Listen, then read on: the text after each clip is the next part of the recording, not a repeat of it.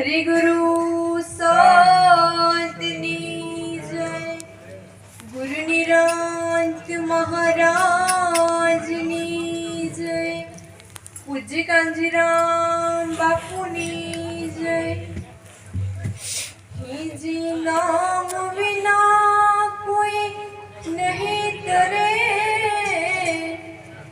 होने आबो सागर नी मोय, निरांत वंदु नाम ने, तो जा जा देखूं त्या। हे जी निरांत वंदु नाम ने, तो जा जा देखूं त्या। सर्व शास्त्र में तो जोए काढ़्या, होने जोने तत्व छे केवल नाम। हे जी निरांत नामना आश्रे, હું તો બેઠો છું ઠરીને ઠામ। હે જી નિરાંત નામના આશરે, હું તો બેઠો છું ઠરીને ઠામ। સદગુરુ મહારાજની જય। બોલો।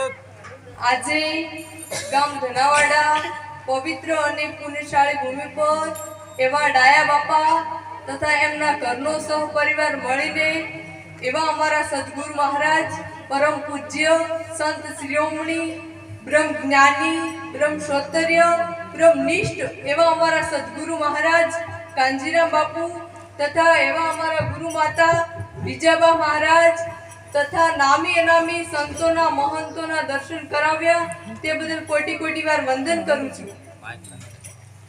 પહેલા તો કે અમારું જીવન ધન્ય બનાવ્યું છે અને વિશેષમાં નિરાંતનો બોધ લેતા પોતાના સ્વરૂપનું ભાન કરાયું છે કે હું કોણ છું અને ભગવાન ક્યાં છે તે પદ નક્કી કરાયું છે। સદગુરુની ભક્તિ વિના આ સમજાય તેમ નથી, એટલે અમે તો ઘણા બધા વિષયમાં વ્યસનમાં મશગુલ હતા, પણ ઘણા બધા બંધનમાંથી મુક્ત કરાયા સદગુરુ મહારાજે। અને આ જગતમાં તો 96 પ્રકારનું પાખંડ ચાલે છે। ગિલેટિયા બહુ રૂપિયાના ખેલ કરે છે, તો આવા બહુ રૂપિયાના ખેલ મત કરો અને કોઈ સાચા સમરસ સદગુરુના ચરણે જઈને આ વાત જાણી લો કે સત મહાપુરુષો કેવા શું માંગે છે। માયા કહે જોગી લૂટ્યા ભોગી લૂટ્યા લૂટ્યા જટાધારી, પારાસર ઋષિને તો પલમાં લૂટ્યા તોય માયા કે હું તો અવલ કુંવારી।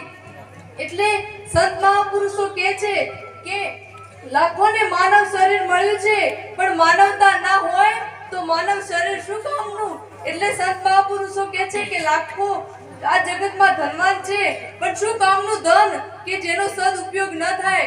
એટલે સંત મહાપુરુષે કીધું છે કે પિંડે નહીં દર્શન બ્રહ્માંડે નહીં પરસન, મધમાં દર્શન પાવે મને તો એવા સદગુરુ ભાવે કે અભેદ જ્ઞાન બતાવે।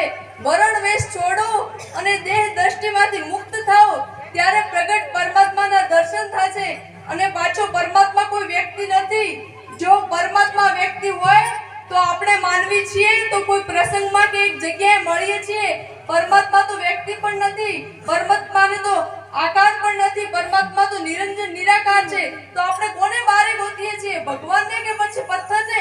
એટલે સંત મહાપુરુષો નિરાંત બાપુએ કુંડળીમાં કહ્યું છે કે હે માનવ તું વિશ્વાસ કરી લે, સમય બનીને હું તો સમજાવું છું, પણ હે માનવ તું વિશ્વાસ કરી લે। એટલે આ માયા કોઈની થઈ નથી અને થવાની નથી। એટલે આટલું કહીને સર્વ સંતોને જય ગુરુ।